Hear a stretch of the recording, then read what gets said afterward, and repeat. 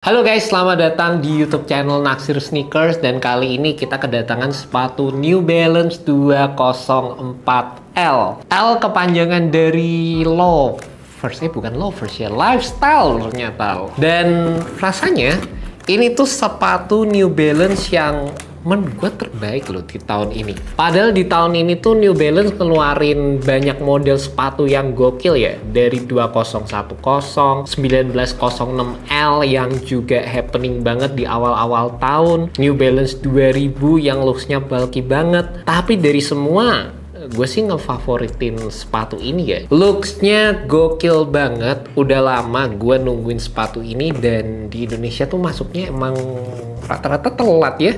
Baru masuk sekarang, padahal sepatunya sekeren ini guys. Juga kalau ngomongin sepatu New Balance 204L ini pastinya bikin terngiang-ngiang sama collabnya mereka yang bareng sama Miu Miu. Dimana sepatu tersebut tuh gue belum kesampaian cuy.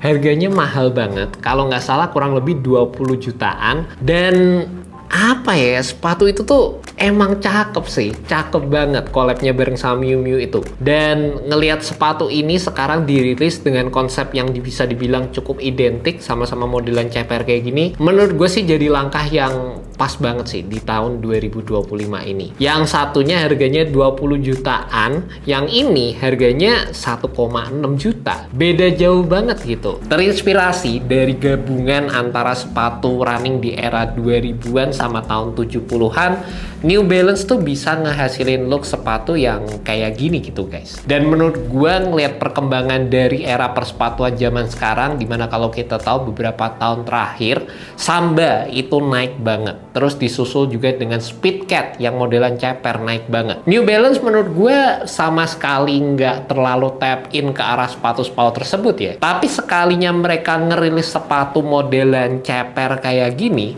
menurut gue sentuhannya tuh bener-bener dipikirin banget. Karena di satu sisi New Balance-nya tuh tetap kelihatan dari sisi penggunaan material upper yang modelannya mesh runner kayak gini guys. Sedangkan kalau kita ngelihat sepatu modelan Samba, modelan Puma, itu kan looks-nya klasik banget, minimalis gitu. Dan ini loh guys, yang namanya kompetisi antar sepatu tuh gue rasa sih emang harusnya kayak gini ya. Ada satu tren yang naik, tapi gimana caranya ngebawa satu tren tersebut dikemas dengan DNA dari brand yang ada dan bisa ngebuat siluet yang menurut gue sih jadi winning moment gitu untuk perilisan sepatu New Balance tahun 2025. Cakep banget, apalagi kalau kita ngelihat beberapa colorway yang rilis sebelumnya. Yang ini sih sebenarnya menurut gue cakep, tapi masih ya oke lah. Yang rilisan sebelumnya guys, yang mushroom, itu ampun dah gokil banget. Di Indonesia gue nggak tahu masuk atau enggak, tapi kalau gue ngelihat di beberapa akun Instagram yang just tip itu, mereka banyak banget lah nunjukin sepatu New Balance yang versi mushroom itu guys. Talinya bisa di custom, terus materialnya suede. Itu emang keren banget sih. Gue aja sampai kepingin, tapi sampai sekarang masih belum bisa ngedapetin ya yang versi mushroom itu. Kalau untuk yang versi ini emang lebih ke arah kelihatan sisi Y2K-nya. Perpaduan material antara mesh dan juga synthetic overlay dengan adanya detail chromatic material di bagian uppernya, ya era sepatu tahun 2000-an banget dan cocok lah kalau misalnya mau dipaduin sama outfit-outfit yang berbau streetwear, berbau Y2K, pakai celana yang baggy, celana George. Menurut gue sih ini kelihatan mantep banget secara keseluruhan eksekusinya. Secara detail uppernya sendiri menurut gue basic aja ya secara keseluruhan. Kalian akan dapetin hitch warna silver di bagian samping sepatunya. Panel-panelnya di sini ada beberapa bagian yang dibikin timbul. Ada logo N-nya juga di bagian samping. Dan juga salah satu implementasi yang unik di sepatu ini ada beberapa reflective hitch yang bisa kalian lihat juga.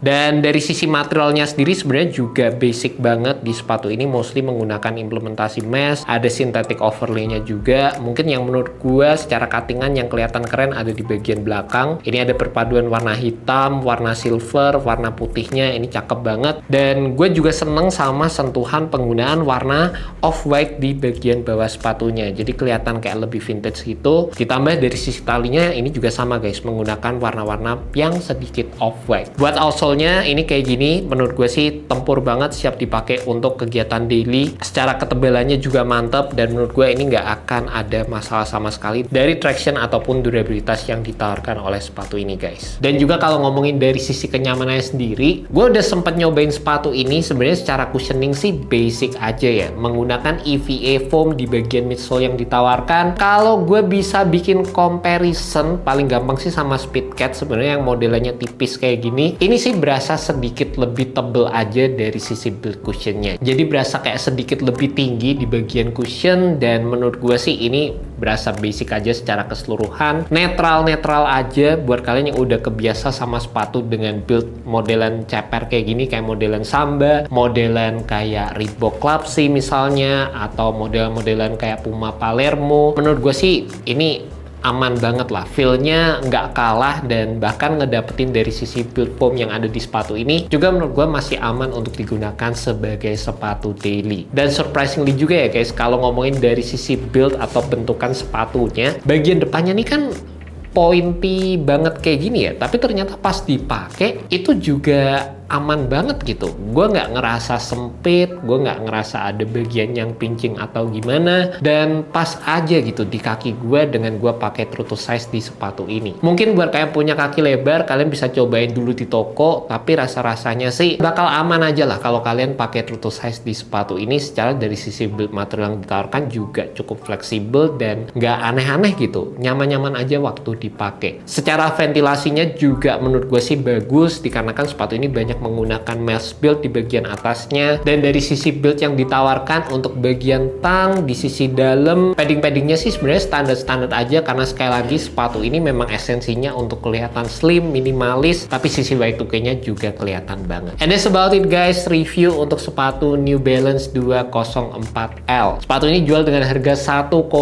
juta, which is menurut gue sangat-sangat bersaing dengan modelan sepatu-sepatu klasik lainnya, sepatu-sepatu yang modelan ceper kayak gini. Dan di tahun 2025 menurut gue New Balance mengambil langkah yang tepat banget untuk menaruh DNA mass runner-nya mereka di modelan sepatu kayak gini. Thank you so much buat kalian udah nonton video kali ini. Gue penasaran juga gimana pendapat kalian untuk sepatu New Balance 204L, and see you next video guys. Semoga video ini bisa membantu kalian dalam menemukan sepatu yang cocok. Alright guys, peace. Bukan 1906, bukan 2000, bukan 2010, tapi ini nih keren banget.